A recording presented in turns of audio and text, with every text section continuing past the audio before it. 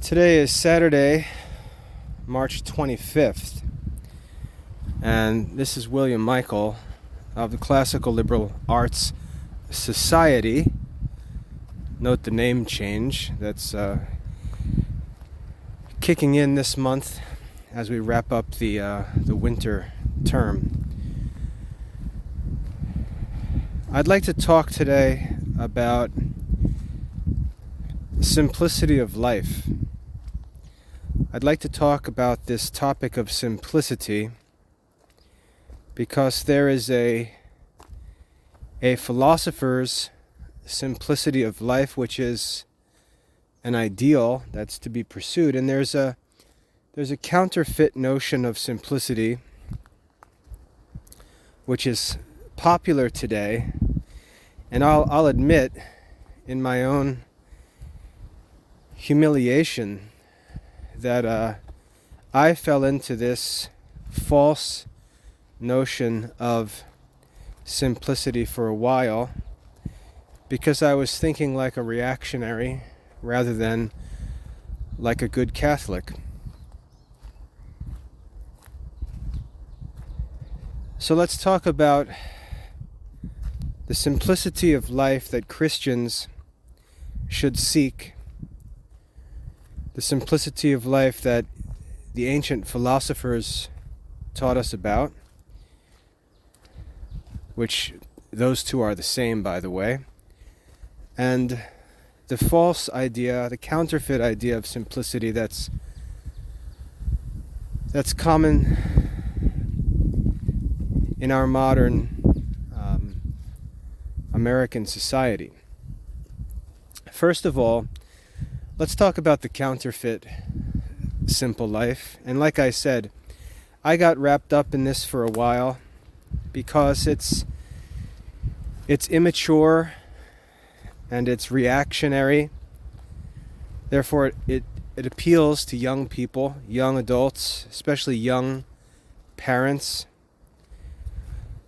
who are reacting to problems in modern secular society, but they fall into the error that Erasmus illustrated by talking about the fool who tries to climb onto a horse and falls off the other side. The counterfeit simplicity of life has to do with a rejection of ordinary modern culture, modern institutions, modern ways of doing things, modern conventions, modern customs, and so on. It rejects established institutions and customs, normally because they require things that the young adult doesn't have, or doesn't appreciate, or doesn't understand. And I'm not criticizing young adults. I can confess that I fell for all these errors myself when I was a young man.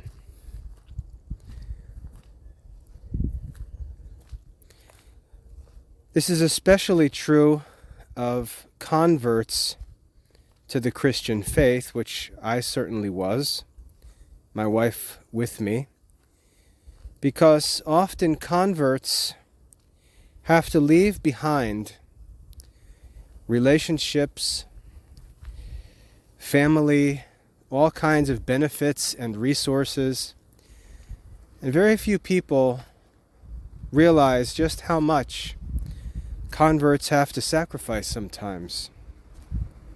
Just simple things that we take for granted that a convert has to live without. I grew up in a family that was very well connected in central New Jersey. We had friends everywhere. We hardly had to pay for anything because anytime anything was needed, we had a friend who did it and would take care of it for us at no cost. And it was just this network of benefits that was paid back and forth between people It makes life very affordable. It makes for a high quality of life in terms of material things and conveniences. But it was crooked in many ways. When I was younger, I really didn't understand that. But as I got older, I started to become more sensitive to the fact that these people that my family called friends through the years were crooks. We had friends on the police force who would hook us up with all kinds of special privileges because they were dishonest cops. Of course, when you're 17 years old, you don't really understand that. You think it's just cool to have some friends on the police force to get you out of a speeding ticket or help you out when you're in trouble. But as I began to be converted, I started to become more sensitive to what was going on. And there were all kinds of things like this. And when I converted, I had to leave all of that behind. I had to be willing to step away from all of that. And when I stepped away from all of that and started to try to live more justly, life got very expensive very quickly. And simple things that I took for granted became difficult to obtain. And so in that process of conversion, life became very expensive because I had to pay for everything I wanted. And I had to learn to want less because I couldn't afford to gratify all my desires, the desires that I had earlier in life, which I never even thought about. Simple things like getting food, getting gas, getting cars repaired. Anything that came up, I just had to make a phone call as a kid and I could find somebody who would hook me up. And I had to walk away from a lot of that. And then I had to recalibrate my desires and quality of life because the costs became a challenge. So we have to sacrifice a lot when we convert, and then it gets frustrating because we often feel the pinch of that life and it's very difficult. And we often want to defend ourselves and justify our way of living, and rather than saying we really don't have much because we're converting and we don't have resources, we can't make use of old connections and so on, and the life that we're living can be a little embarrassing. And so we get frustrated by this humiliation. We get frustrated by these sacrifices we have to make. We get frustrated by the difficulty of doing simple things as converts, and we're frustrated by the disapproval we receive from others and the criticism, even scoffing or mocking. It gets frustrating at times, and we look for a way out of that, and sometimes we react too much and we fall off the other side of the horse, like I said before. And what tempts us in this, what tempts us, especially during these humiliating early years of our adult lives as Christians, what tempts us is to sort of want to pack up and run away from modern society, go out and live the quote-unquote simple life, live off the land. And we try to justify this desire by pretending it's somehow morally superior, or it's good for us spiritually, or it's necessary for the Christian life. And so we get interested in things like farming and eating more simply, or doing things the old-fashioned way. We get this idea of simple life. And again, I fell for this myself, and I'll explain what led me out of it. But we get into this idea of simple life. And now I have to be careful here, because there is a lot about this that's good. There is a lot about this that's good, and for a certain time in our life, it may actually be good for us to do this, because it sort of allows us to hit the reset button in life and think of things from scratch, especially when we're converting and starting our life with all new principles. I really had to do that. I had to hit reset in my life, because I realized that all of my assumptions about life, habits I had, ways I thought about things, prejudices I had, all of them were bad. And I had to find a way to hit the reset button. And like St. Paul says in Romans 12, be renewed, or be transformed by the renewing of my mind. I had to be born again. I had to be renewed. I had to be transformed. I couldn't simply tack Christianity onto my existing life. My life needed to be changed. And for me, I sought the opportunity to just get away from everything, because I didn't want to have to go through that transformation in the presence of modern society. So my wife and I went out to the country, and we really hit reset on life. It was as if every topic was on the table for discussion. And we talked about every single aspect of our life as Christians. We talked about what we would eat, what we should wear, how we should live, what we should do, how we should educate our children, how we should pray, where we should go to church.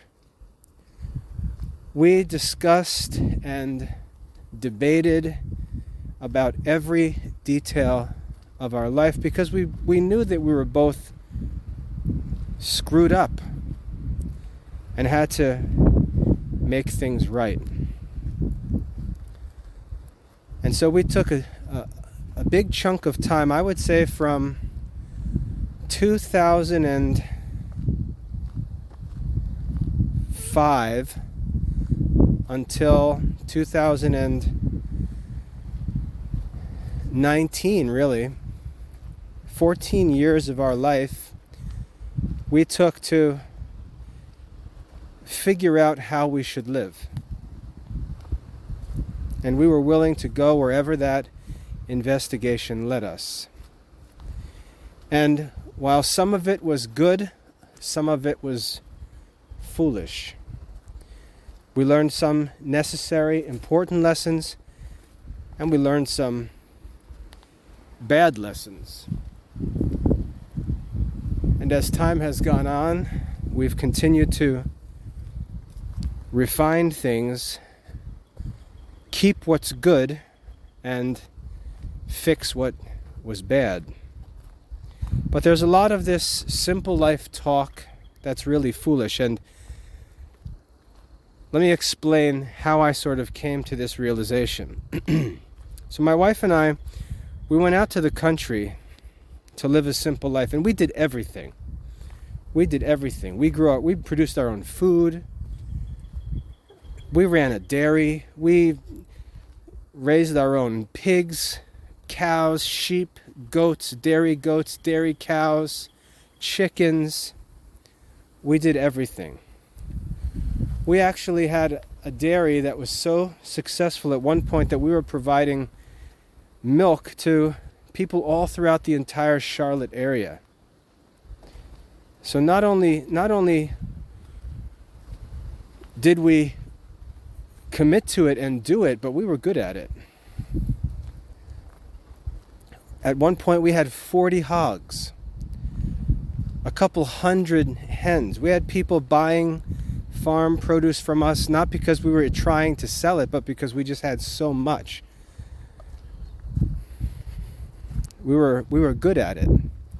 But as this was going on, I was studying and teaching as a classicist, and I kept running into things in my studies that would raise red flags and would sort of throw a monkey wrench into my thinking. For example, we had this idea that being set apart by ourselves was the ideal. And in some ways it was. It was very helpful for us at that point in our life. But then I would read Aristotle and St. Thomas Aquinas teaching on ethics, and I'd start reading about man as a social animal and how the common good is established by human beings collaborating together, building community, building society, building culture, building institutions, improving the quality of life for everyone, dividing the labor of a community. And as I was reading that, I realized that this idea of separation was a selfish idea that really didn't agree with the teaching of wise men. So that was one point that started to get under my skin. And I realized that, again, while a lot of what I was thinking and doing was good, some of it needed to be corrected. I had gone too far in some of this thinking, and I needed to find the golden mean. I had to go back a little bit because I had gone too far. Another point came up while studying the rule of St. Benedict. The rule of St. Benedict has been very influential in my life as a Christian to help me learn to think like a Christian about practical details of life. And while some might say, oh, well, St. Benedict, he's writing to monks, that really doesn't make any sense, because monks are just Christians.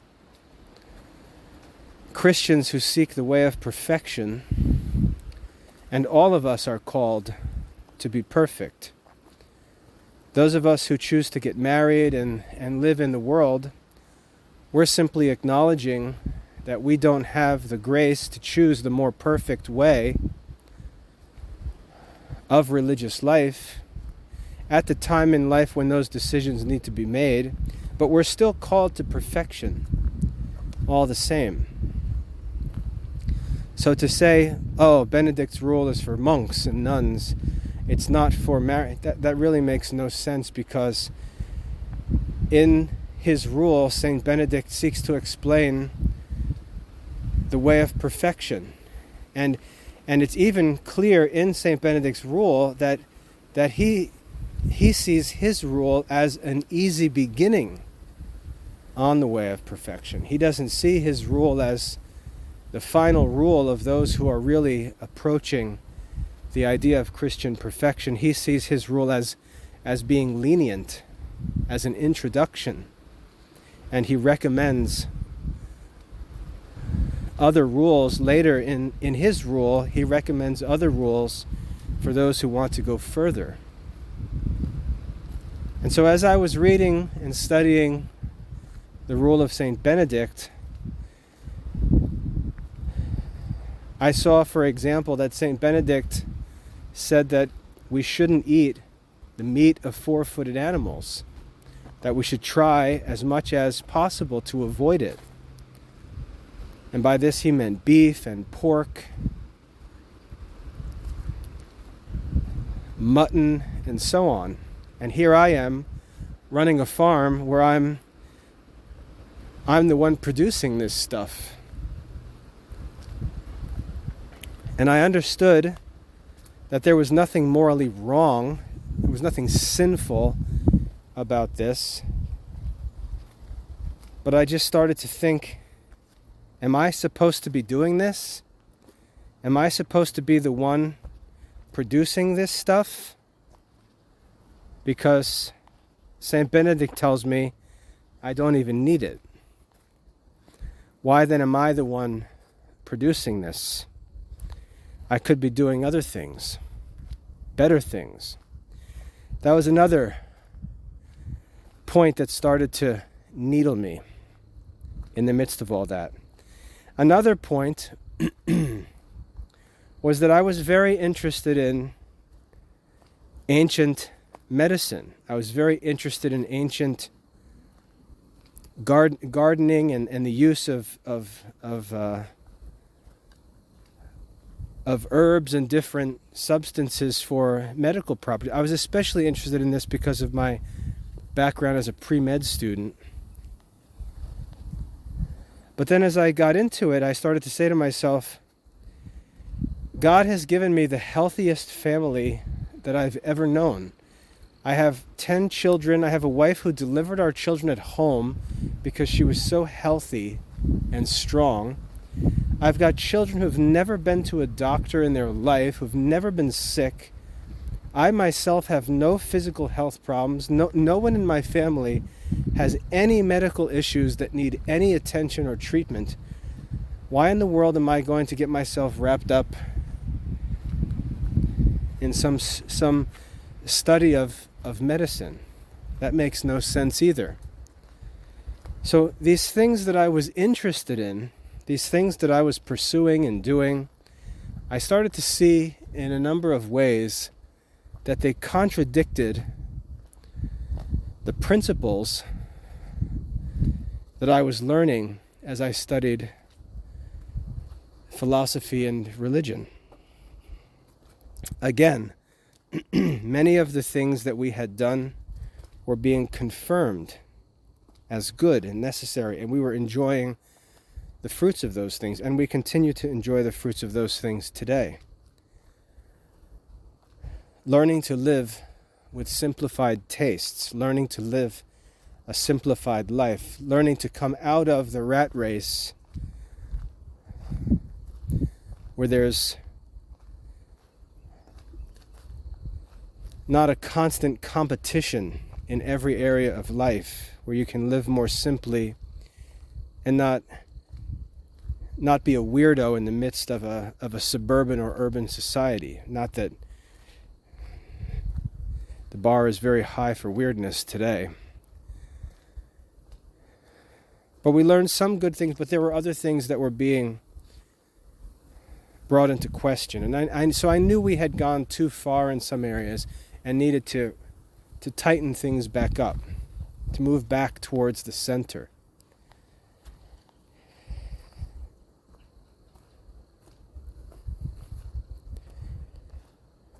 And so over the past, 5 years, we've been able, by the grace of God, to correct those things, and I feel like really begin to live very happily as Catholics in modern society, and really reconcile our desire to live a radically obedient and Christian life with a responsibility to participate in our generation, to use our gifts, to use our abilities and resources and opportunities to make the greatest possible impact, to be separate and yet to be integrated at the same time, to come away but at the same time to go out. And I feel like at age 48, really since I've been, let's say 45, I feel like my wife and I have come to understand where the proper balance is.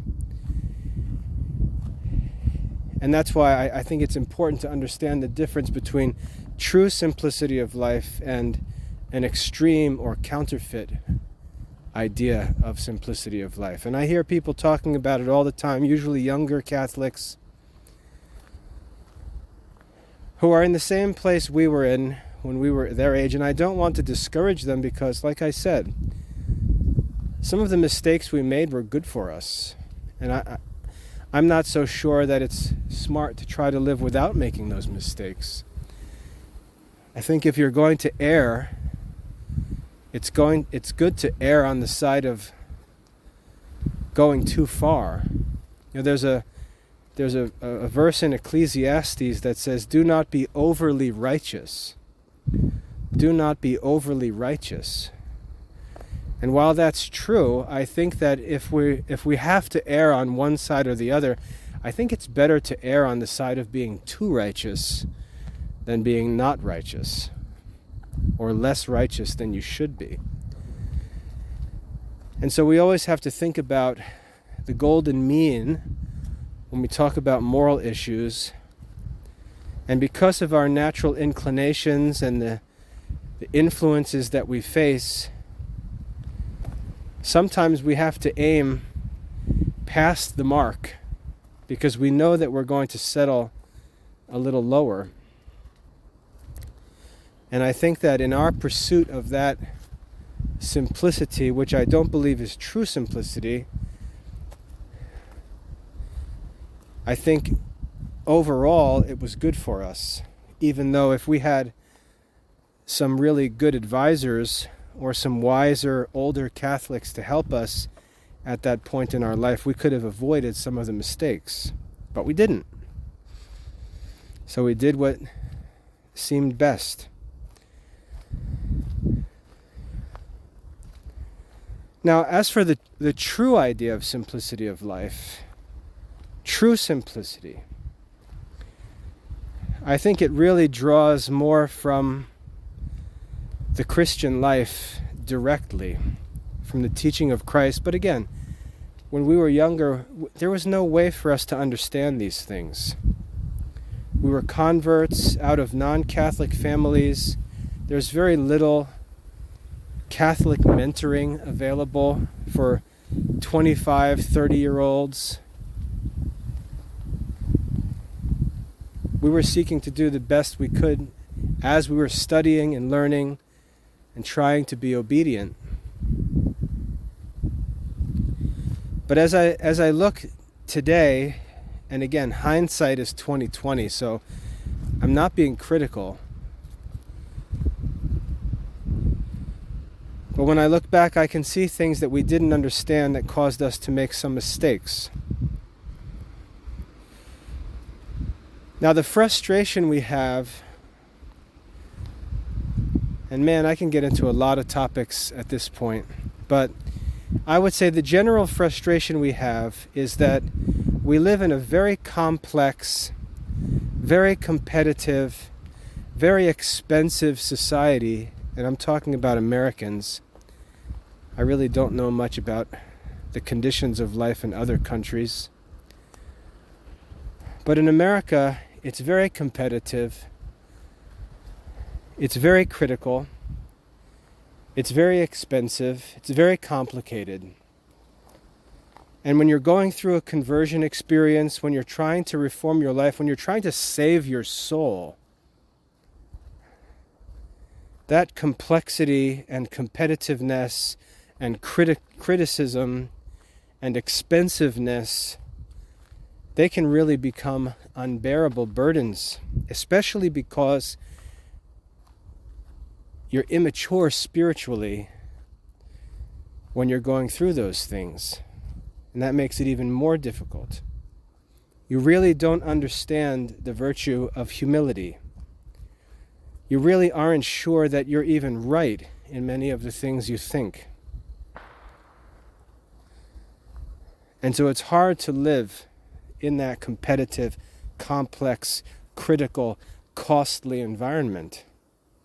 It's hard to live there and figure this stuff out, and you would like to just get away, like running into the wilderness where you can just get away and figure stuff out. If we had good counselors where we were, we wouldn't have needed to do that. They could have told us to just chill out and take it one step at a time, to humble ourselves, to understand that in order to renew our minds and transform our lives, we were going to have to accept that it was going to take some time of humiliation. And they would tell us that that humiliation is virtuous and we shouldn't be ashamed of it, but we should embrace it. But we didn't have counselors like that. We had Christian counselors saying the opposite to us. People who are just sort of worldly wise men criticizing us for being zealous and concerned about our salvation, the education of our kids, the culture of our family, and so on. But if we would have had good counselors at that time, we could have been helped through those difficult years and kept closer towards the golden mean in all these areas. Now, if a young couple came to my wife and I today and shared their concerns, and we do get this kind of contact through the academy, through the work that we do. If they came and said, we went to college, I got my degree, we live in this place, in this, this city or this suburban area, and, we're thinking about just selling everything and going and buying some land and living out in the country, I would say, pump the brakes and just chill out. Oh, I should add another point that sort of ruffled my feathers when I was in the midst of all that was Socrates, in one of Plato's dialogues, I can't remember off the top of my head, but in one of his dialogues he says that he prefers to live in the city and not in the country. And I remember reading that and saying, well, that's weird. St. Dominic preferred to be in the university towns and in the centers of culture. Jesus was in Jerusalem. Even though he went out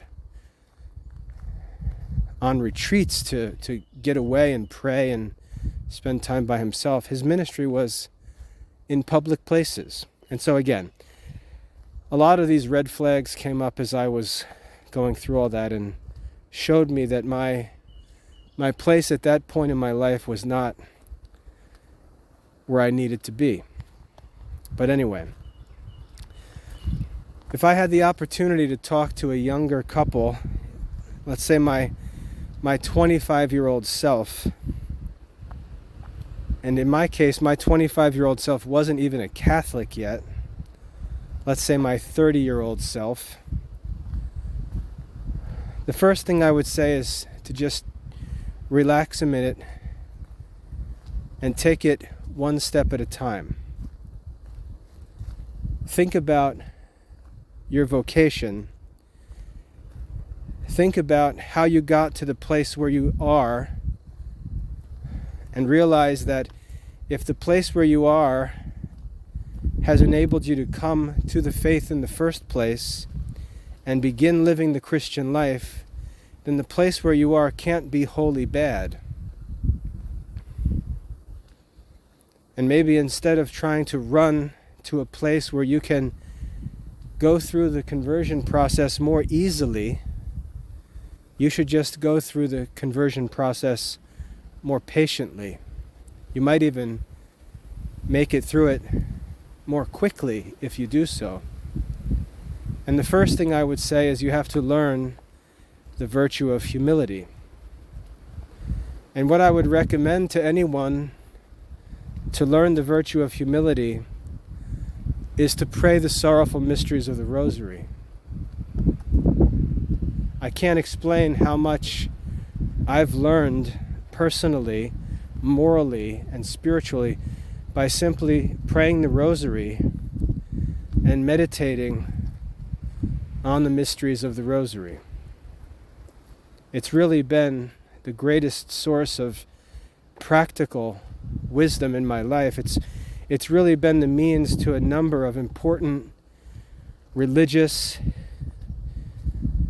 I should say spiritual or philosophical breakthroughs in my adult life.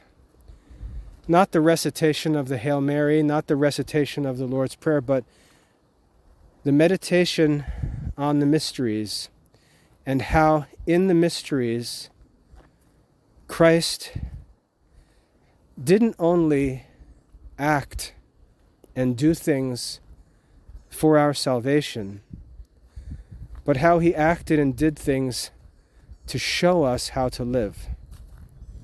Because these challenges that relate to our conversion and sanctification, Jesus showed us in his life what to do in these situations. And if we would meditate on the mysteries of the rosary, we would find there practical instructions, step-by-step instructions in every area of our life for how to live and what to do, and so on. So for example, let's just think about that real quick. The very first sorrowful mystery is the agony in the garden, and we see our Lord having to go through this decision to follow the will of his Father, and he's got to do it alone. He's got to do it alone. And so he goes off into the garden and he agonizes and he prays alone.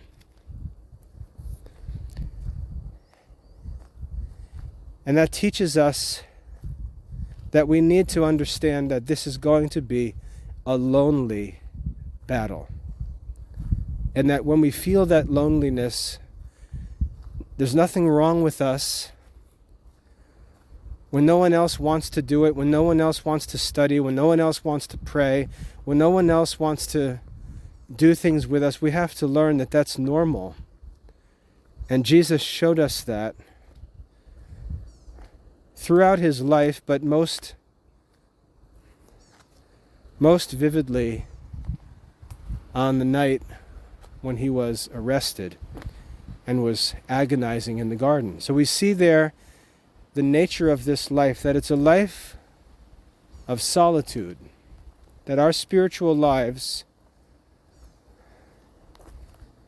our spiritual life, I should say, is an individual responsibility that we have to be willing to bear alone. And Jesus teaches us that in the agony in the garden. And then secondly, we look at the next sorrowful mystery and we see the scourging at the pillar, and we see it's necessary for us to mortify our senses. That's the grace we pray for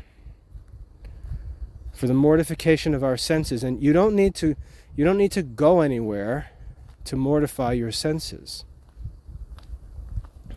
But we see the need to mortify our senses. We have to learn to live temperately and to not make decisions based on the desires of the flesh. And what's funny is we often see people leave the city, leave the suburb, leave the college town, go off into the country where they're supposedly seeking to be more spiritual and free from worldly distractions, and they talk about food and drink constantly. They eat more luxurious foods living out in the country where they're supposedly seeking simplicity than they did when they were growing up in the city. They're talking about foods and recipes and all kinds of dishes and products, none of which are necessary. And somehow the simple life, as far as their tastes are concerned, becomes an even more complex life, where we're talking about food and drink even more than we ever did in the city.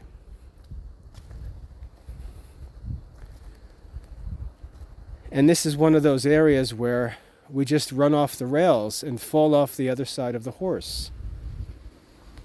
I was a temperate 17-year-old kid living in central New Jersey. I used to take containers of rice and beans to school for lunch because I was an athlete and I was fit and I was exercising. I was very careful with my diet. I ate with worse habits as a so-called simple Christian in my 30s than I did living in central New Jersey in my teens.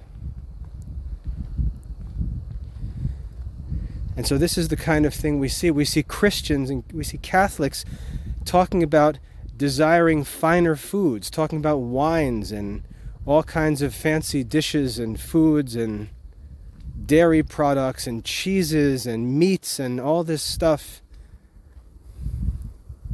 What happened to simplicity? And you can see how we fall off the other side of the horse. Whereas Jesus teaches us in the scourging at the pillar that we need to mortify the desires of the flesh.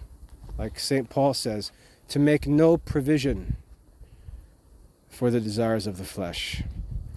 We learn that in the mysteries, and it protects us from falling off the other side of the horse, going too far, and ending up with new problems to deal with. Then we go on to the next mystery, and we find the crowning with thorns. And the grace that we meditate on when we pray and think about the crowning with thorns is for contempt for the world. Contempt for the world. And contempt for the world didn't lead Jesus to run away from the world. It led him to be able to experience humiliation and not care about it, to accept humiliation, to not care about the scoffing, to not care about the criticism, to not be offended by the mockery, but to hold the world in contempt. And what that means is to count the world as not significant. And by the world we mean the men of the world.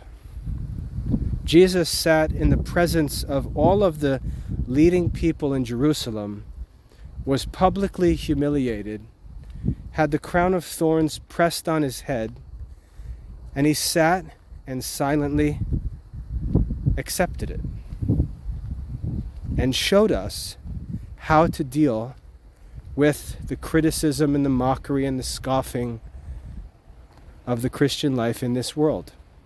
Not to fly away from it, not to try to get out of reach from it, not to avoid it, but to simply accept it. Because it's really not a big deal, because the world and its opinions really aren't important. And then in the fourth mystery, we meditate on the carrying of the cross. And we see that the virtue prayed for as we meditate on that mystery is perseverance, to keep going, to keep pushing forward, one step at a time, one day at a time, to keep moving forward in the Christian life. And it has something of a voluntary perseverance. Christ wasn't dragged and forcibly hung upon the cross. Christ carried the cross. And he shows us the need for perseverance, to embrace the difficulty, to embrace the challenges, to get our shoulder under them and bear them patiently, knowing that it's necessary for us to do that. That's the way of salvation. Not to try to get out from under it, but to simply take up the cross and carry it to the end. And then lastly, the crucifixion. The crucifixion is where everything comes to its perfect conclusion. And when we meditate on the crucifixion, we pray for the conversion of sinners, for the perseverance of the just, and for the relief of the suffering dead. The crucifixion is where the work of salvation comes to its perfection. And this is where the end of the Christian life is, where the fruit of our Christian life is to be sought. Not along the way, not in the garden, not at the pillar, not in the presence of the soldiers, not even while carrying the cross. Even though all of those things are fruitful, the fruit of our Christian life is to be sought when we come to the end. And it's in Christ's death and, of course, his resurrection that follows that the conversions really begin. And too often we look for the fruits outside of ourselves. We look for the fruits too soon, before we've actually finished the work. And these are the kinds of things that as a 25, 30-year-old, I simply didn't understand. I didn't understand the Catholic life. And again, I was in the midst of conversion at that time. I didn't enter the Catholic Church until I was 30, and I certainly didn't understand what I was doing as a Catholic at that time.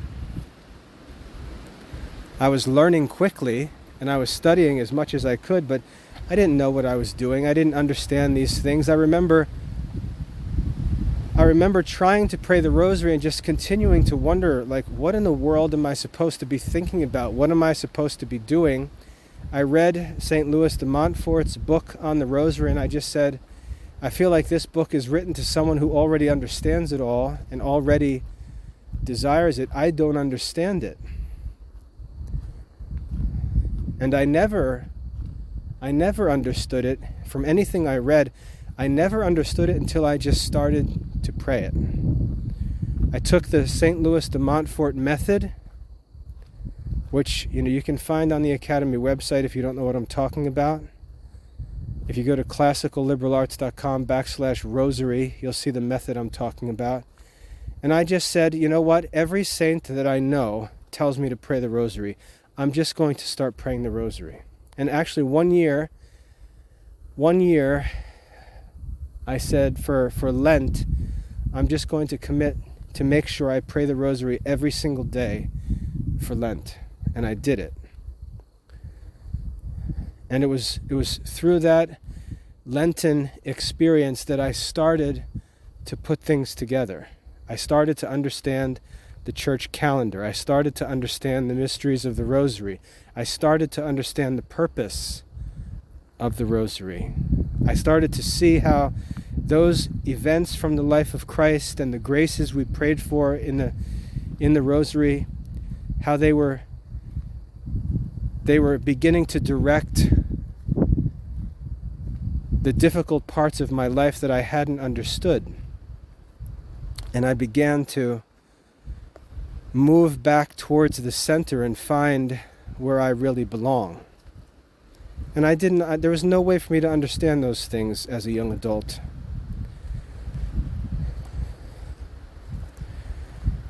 So that's the first thing I would say. I would say, rather than thinking you need to go someplace else or do something else or be somewhere else, realize that Christ didn't need to be somewhere else. Christ didn't need to go somewhere else. And he shows us the way. And we need to follow him in that way and do it his way, the true way. That's true simplicity of life. The second important thing is that when you're young and you're self-centered and you think everything revolves around you, and I think it's partly God's fault that we think like that, because God sometimes, it seems, gives so much attention to us when we're young and answers our prayers and blesses us, that sometimes we just feel like God is in heaven staring at us 24 hours a day, waiting for our next move. And we get this self-centered view of life. We imagine that the Christian world is revolving around us. And like I said, I think God causes us to feel that way because He's so generous and comforting to us during those early years of our conversion. But then the time comes for us to be weaned from that childlikeness. We have to learn the way of the cross. We have to learn the way of perfection. And God begins to push us away, and we start to lose our minds a little bit. Because we've come to think that everything is revolving around us, and now all of a sudden we find ourselves in the midst of this giant ocean of Catholic life where we're relatively insignificant. And we go through this confusion, trying to figure out what we're supposed to do. And there's one verse, one thing Jesus says that I think guides us through that time. And He says to us, when you're invited to a banquet, which is what happens to us when we become Catholics, we're invited to a banquet. He says, when you are invited to a banquet, take the lowest seat. Take the lowest seat at the table. Don't try to find a place. Don't think about where you belong. Don't think about how close you can get to the most favored guests. It's very simple. Just take the lowest seat. Take the worst seat. That's where you should begin. And this teaches us about our vocation. The church is like a body. There are many different parts. They all have their own function. And you're just one of the parts. And during that time of our life, we go from being the apple of God's eye to all of a sudden feeling like we're just one in a million. And that's true. It's time for us to grow up and find our place.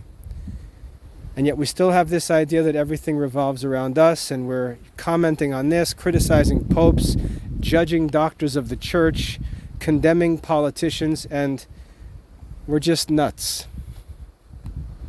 We're just nuts. We're like teenagers. We think we've got it all figured out, and we really have no idea what we're talking about. And it's at that time that we need to learn to just take the lowest place at the table. The only job we're qualified for is the entry-level position. And we need to take that position. And we need to learn to be faithful and obedient Christians in the lowest place. Just take your spot, find your place in a pew, and just be quiet and worship. You may spend your whole entire life in the lowest seat, and that would be fine. There are so many things you need to work on. You need to learn how to pray. You need to learn to pray regularly. You need to learn to study the scriptures. You need to learn to discipline yourself. You need to learn to pray the liturgy of the hours. Just take the lowest place and learn.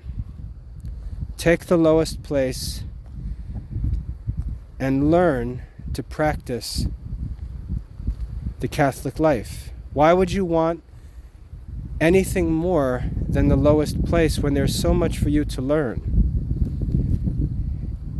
And you'll be the first one to say, well, I'm not perfect. Well, if you're not perfect, why are you trying to climb up to higher seats? Take the lowest place and learn to be perfect.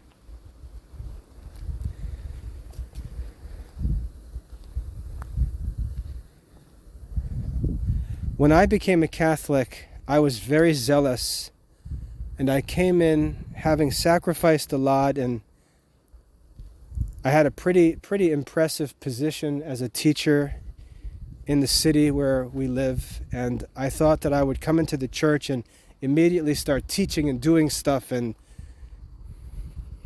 I made myself miserable, feeling this pressure to do something, to to get started with something, to sign up for every activity, to try to get involved in all this kind of stuff. And that's what I thought I should do. But then I realized that no, Jesus doesn't say that. Jesus says, take the lowest seat.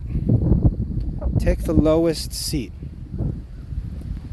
You shouldn't be thinking of how you're going to teach others. You shouldn't be thinking of what you're going to lead and direct and manage and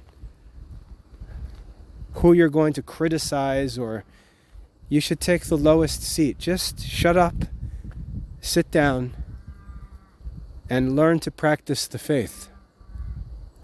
And you should actually enjoy the peace and quiet of that simplicity. And this is where the true simplicity of the Christian life is found. It's found in just taking the lowest seat, minding your own business, and just learning to become a good Christian, learning to become a good Catholic. I remember flipping to the back of my missal, and in the back of my missal there's a section that's titled, How to Be a Good Catholic. And I said, you know what? I should probably read this. Before I appoint myself Archbishop, I should probably learn how to be a good Catholic.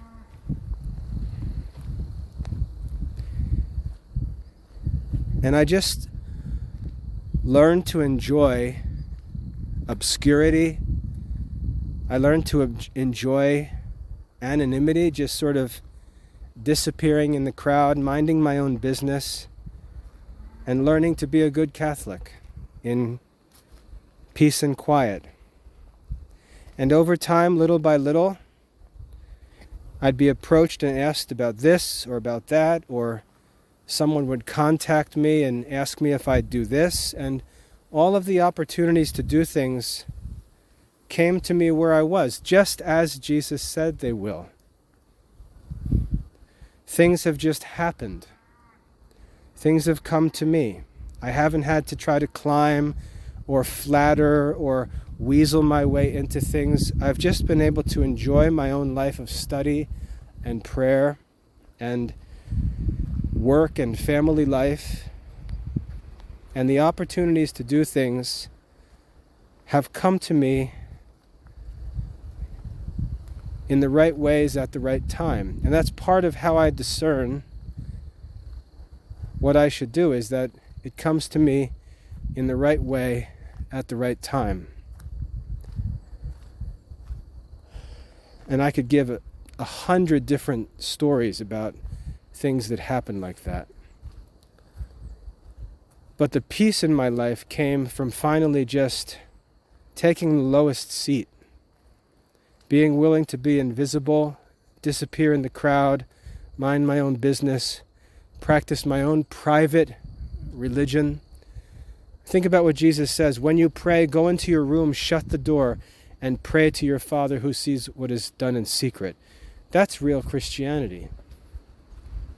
He criticizes the hypocrites who are trying to stand on the street corners so that they can be seen praying by others. And isn't that what we spend much of our time trying to do?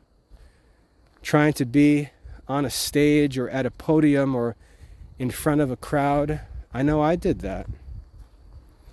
And it wasn't until I learned to just completely quit that life that I learned as a Protestant. Just to quit that life and just go find myself a pew. Pay attention to my own kids, talk to my wife, say my own prayers, and learn. Learn the Catholic faith. Learn to be a good Catholic. Learn to say your daily prayers. Learn to read the scriptures. Learn to mind your own business. Take care of your own family. And understand that the parish is the community that God intends to be your social sphere as a Catholic. You don't have to run all over the place trying to find Catholic friends or trying to find Catholic groups and this and that. Your parish is the Catholic family. And over time, if God has other plans, like He did for my wife and I to become Dominicans, He makes that plain.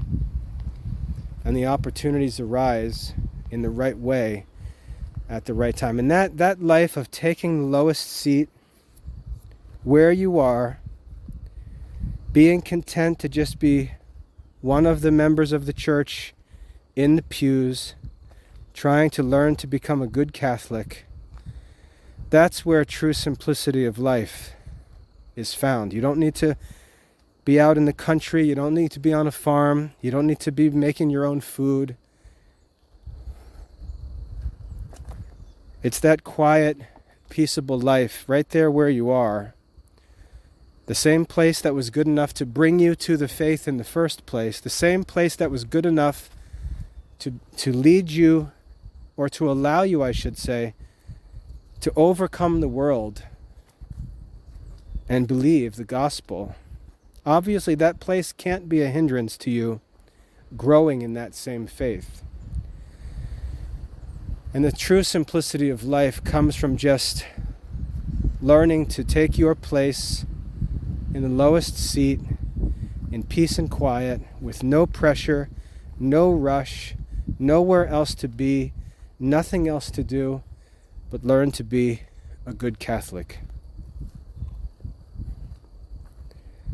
That's where the true simplicity is found. And like I said, when I was 30, I didn't understand that at all. I was taught as a Protestant that I should be constantly trying to do more and more and more. And when I became a Catholic, I brought that same spirit in with me. And it took 10 years for me to learn that that is not the spirit of Christ. And once I learned that, I was able to step out of the spotlight and just enjoy life in the dark, as it were, in the shadows, just quiet and peaceful. And that's when I really started to make progress as a Christian, to actually practice the faith I talked about and begin to understand things, not by reading books or going to conferences or watching videos, but by actually practicing them. By actually practicing them, the understanding came with and through the practice. And everything else improved. My studies improved, my family life improved, my marriage improved, my own personal life improved, my work as a teacher improved.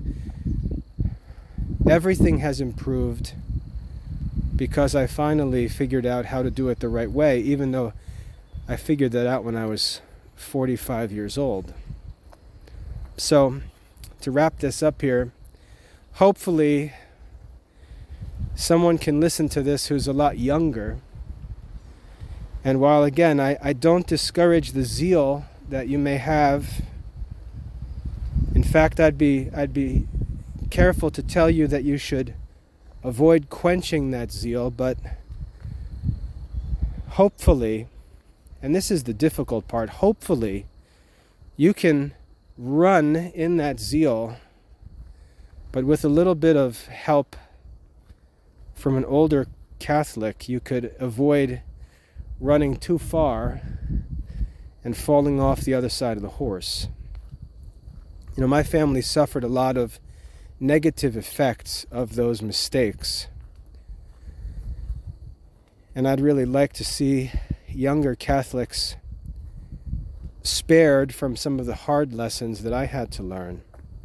Thankfully, those lessons didn't produce any permanent negative effects, and we were able to avoid consequences that might have come had we continued down that path. But hopefully you can avoid some of those mistakes. And if you're young, you probably think I'm stupid and I don't know what I'm talking about because you're different, but it's that spirit that you need to be careful of. There are older Catholics who were and still are very zealous for the faith, and they offer you some balanced, experienced advice, not because they're smarter than you or better than you, but just because they've learned from mistakes. And they want you to pursue the Catholic life in all of that zeal that you have, but they would just like to help you from making some of the mistakes that they made so you can do even better things than they're doing. And that's certainly my desire. I lost 10 years of my Catholic life because of those mistakes, and even though I'm very happy with what I've been able to do and what I continue to be able to do, I think back with regret at how much more I could have done had I understood these things when I was 35 instead of 45. And again, if you can understand these things at 25, I can't even imagine what happiness you could enjoy in your later 30s and 40s. So that's my hope. If there's anything that I mentioned here that you want to get more into, I'm happy to talk about all of these things in detail. Just get in touch with me. I'm not allowing comments anymore on videos because I just find that there's a crowd of people that hangs out in the comments section, and I think they're the most obnoxious people on the planet. They don't produce anything themselves. You can't watch a video they've made or read an article they've written. They don't actually produce anything. They just linger in the comments and throw criticisms that can't even be responded to because it's just lazy opinion. So I'm not allowing comments anymore because I don't want to try to follow comments. But if there's something you'd like to talk about, just get in touch with me and we'll dig into it. And hopefully I can help you learn from my experience and do better. God bless.